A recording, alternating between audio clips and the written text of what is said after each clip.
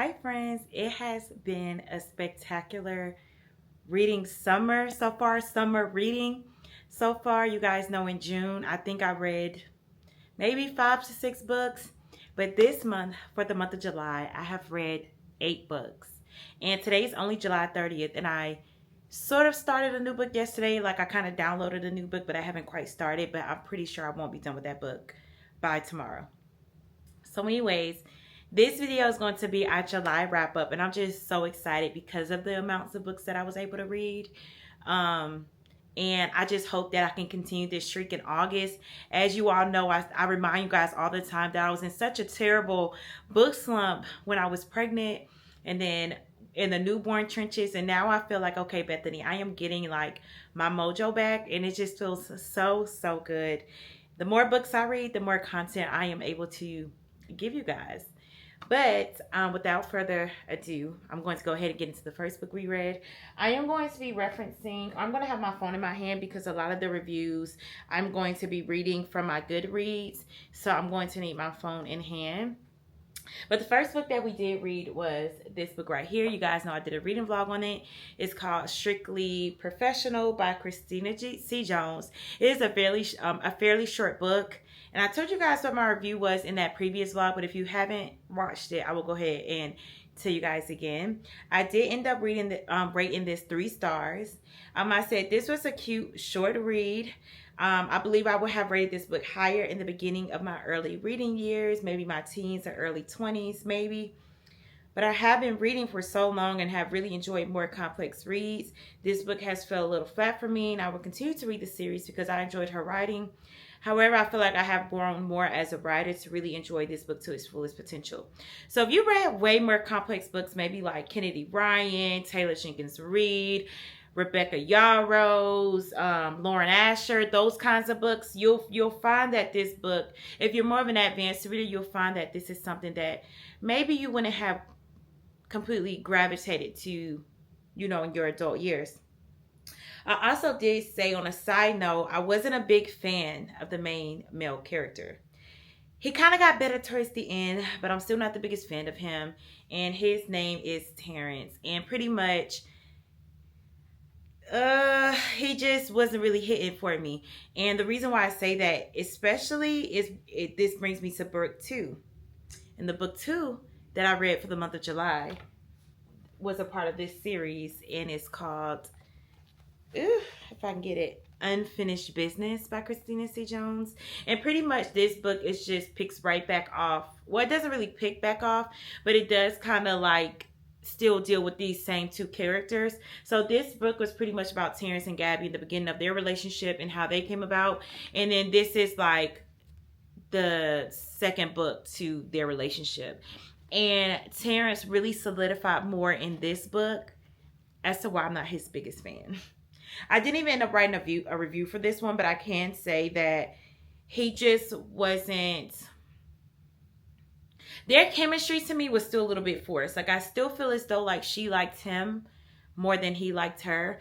And that's kind of hard for me to get into. Like, I feel as though like, especially in books, that I feel like the man... I even hear this in real life. Like, the man has to be a little bit more into the woman for the relationship to work. I don't know how true that is, because I feel as though like with my marriage and my relationship, we're both very much equally invested. But hey, that was those 2 books.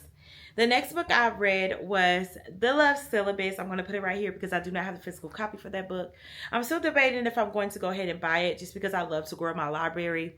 And I'm not really the type to unhaul books unless it really just got ridiculous. But I love to see like the books that I've read in physical form. So I may not have that book in this video, but it might be in a book haul in the next video. But I ended up rating that 3.5 stars.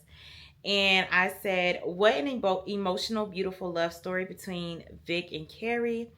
The second half / ending of the story really made up for the first half for me.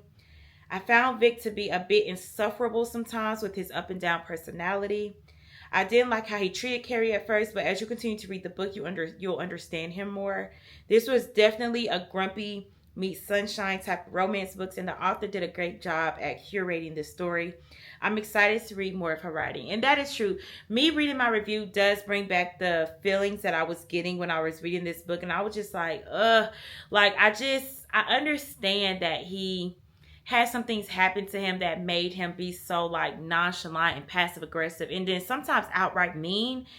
And Carrie was just always so sweet. And that really just bothered me, because you don't have to be that way. And the fact that even your daughters have to pre-warn people, like my daddy isn't like the most nicest person ever. Like, I just found him a bit, like I said, insufferable. So that's why I could only rate that 3.5 stars. Because I feel as though, like, you can be grumpy, but you don't have to really be mean, if that makes sense. So that was my review for the Love Syllabus. So far we had a 3-star, 3.5, I think, and another 3.5. The next book that I read, I think, was probably my favorite book this month. And it was this book right here, y'all. This book right here. Loved by You by Alexandria Lachelle. I want to say this was her debut book. I want to say that. I pray I'm not making that up. But not only was this my favorite book, I do believe that this may be it is one of my like top 3 favorite main male characters in a romance book that I read so far. And I read a lot of romance books, okay? And this book was just, oh my goodness. I love this book so much. I wasn't even on social media. I'm back on it now. I had to get on social media just to follow the author on Instagram and to follow her YouTube channel on YouTube, because I am so ready for this second book of this sequel to come out. Like, oh my goodness, y'all. This book was so good. I'm going to read my review. I said, shout out to the author for creating my new favorite main male character.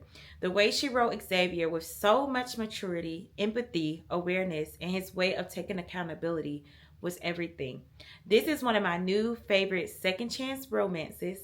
I applaud Nessa for being a strong Black woman and having strong Black influential parents and friends to carry her in her darkest days. The author wrote this book with so much depth and emotions.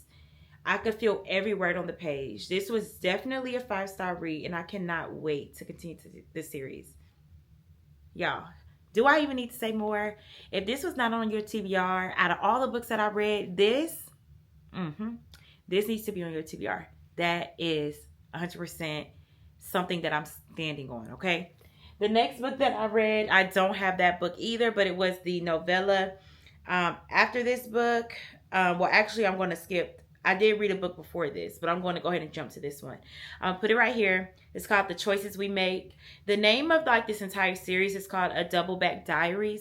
So this was a Double Back Diaries novella regarding like the main characters' mothers and like back in their time. And I fear that their story is probably even more, if not more, intriguing for me than the other characters. And that says a lot, because I rated them 5 stars. And this was just a novella. So just this book that she wrote, a little backstory on their parents, like their moms back then and their dads, like the drama, the tea. Y'all, I pray that Alexandria, I don't feel as though she's going to expand on their story at all, because I think this was just like a filler to like kind of hold us over until the next book come out. But I hope, if you're watching this, by any chance, if you're watching this, I highly doubt, please, if you can expand on the mama stories, because I rated that a 5-star. It's very rare that I rate a novella 5 stars. Okay, that's how good it was. I said I'm not sure if I ever rated a novella 5 stars, but this, so good. I love the dynamic between all the mamas in this book and having glimpses of their younger selves. I'm just as intrigued with their story as I am their daughters and sons. OMG, I love this author writing, and I cannot wait to read more of her books. And I say all that to say is, I only read 1 book and then a half. She's actually one of my favorite authors to this day. And this was her debut book. So just imagine the other books that she comes out with. Like, I can't wait. The next book that we've read was this thick baby right here, Fearless by Lauren Roberts. This was the last book in the Powerless trilogy. and I absolutely devoured it. This was my favorite book of the Powerless series, and Lauren Roberts actually made me get in such another fantasy mood. Like, I am feeling for another good fantasy, and I have plenty on my shelf. But she made me really want to like dive right back in. I think I'm going to do that. Some definitely in the month of August. But I said Lauren Roberts with a hand clap. What a way to end a great series. Fearless was everything it needed to wrap it all up. The plot twists in this book were literally insane. The theories I thought I had were wrong, and you found many opportunities in this book to have my jaw on the floor. This was 100% 5 stars.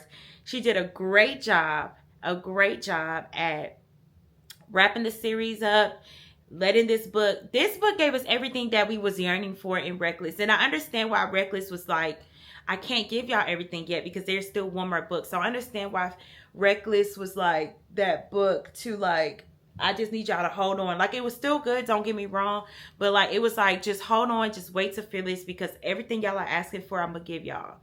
And she did. And I absolutely loved it. I absolutely devoured it. As you can see, it's a pretty thick book, and I just could not put it down. I literally could not. The book that we read was a thriller, y'all, because I realized like I was reading so many romances, because I love romance books. And I was like, Bethany, you have to throw in a thriller in here. And I'm glad that I picked the one that I chose, because the one that I chose was All the Dangerous Things by Stacey Willingham. I did not do a reading vlog on this because I flew through this book. I ended up reading this on my Kindle and through audiobook because like time was ticking, the month was ending soon, and I wanted to make sure I got this thriller done. And I ended up rating this 3.75 stars. I never, ever, ever rate anything like a 0.75 or 0.25. Never. But I think I'm going to start because there was no way I could just give this a 3.5 because I felt like it was a little bit better than a 3.5. But I don't feel as though it was quite a 4-star either. Like, at first I said 3.5 versus in between 4-star, and I'm like, I can't give the 3.5 or the 4, so I decided to do a 3.75, and I really settled good within my bones, okay? So I said 3.75 stars. What a roller coaster this book has been. The author did a great job of diverting all of the potential plot twists into different angles, because at some point in the story, I figured everyone was guilty. Which that makes a good thriller for me. When you feel as though everyone is guilty, it's like, oh my God, what is going to end up happening? Like, what is the big plot twist going to be in the end? I said, I loved how she has done her research on things mothers go through postpartum and so on. This is such a great fast-paced thriller, and I would definitely recommend. Since I didn't do a reading vlog on it, I'm going to quickly read the back of the book for you all. It says, 1 year ago, Isabel Drake's life changed forever. Her toddler son, Mason, was taken out of his crib in the middle of the night while she and her husband were asleep in the next room. With little evidence and few leads for the police to chase, the case quickly went cold. However, Isabel cannot rest until Mason is returned to her, literally. Except for the occasional catnap or small blackout where she loses track of time, she hasn't slept in a year. Isabel's entire existence now revolves around finding him, but she knows she can't go on this way forever. In hopes of drawing loose a new witness or buried clue, she agrees to be interviewed by a true crime podcaster, but his interest in Isabel's past makes her nervous. His incessant, is that what that said? Yeah, questioning, paired with her severe insomnia, have brought up uncomfortable memories from her own childhood, making Isabel start to doubt her recollection of the night of Mason's disappearance, as well as second guess who she can trust, including herself. But she is determined to figure out the truth no matter where it leads. From her instant New York Times bestseller, A Flicker in the Dark, I might need to read that, Stacey Willingham delivers a totally gripping thriller about a desperate mother with a troubled past. So, yeah, that was really, really good. And then the last book that I read, I'm going to put it on the screen right here. It's called Go Deep. It's the first book in the Unexpected Lovers series by Rosie Adams. I never read a book by hers, but I want to pre-warn you, this was definitely like an erotic romance spice level on like 10, okay? So if you're not into spice, if you're not into like erotica, which I'm not really into that. This was kind of toned down compared to, I'm pretty sure, a lot of other erotic type of romance books, but I wanted to read a shorter romance book because I realized I still had a couple days left of July and I needed a short romance book to do. And I asked ChatGPT and they actually recommended this one. And I also wanted something on Kindle Unlimited. So this was on Kindle Unlimited. The storyline, this was like a friends to lovers things, and this was good. If you can get past like how spicy it is, the storyline is actually pretty good. And I actually enjoyed the writers. Like I'm actually enjoy her writing so much that I'm going to read the second book to this book. I think I actually just started it. And because I'm kind of intrigued by one of the characters in the story, like she was hinting at something that was going on, and I feel as though like I have unfinished business with this book, so that's why I'm going to go ahead and read that book. But this one is about, it was also supposed to be simple. Nevaeh Howard is an erotic writer in a rut. Her readers are fed up of her stale plots, and Nevaeh can't blame them. She's been celibate for over a year and a half since finding out her ex-boyfriend's side chick's positive pregnancy test on her bathroom counter. How can she write steamy romances if she can barely remember which body parts goes into the other?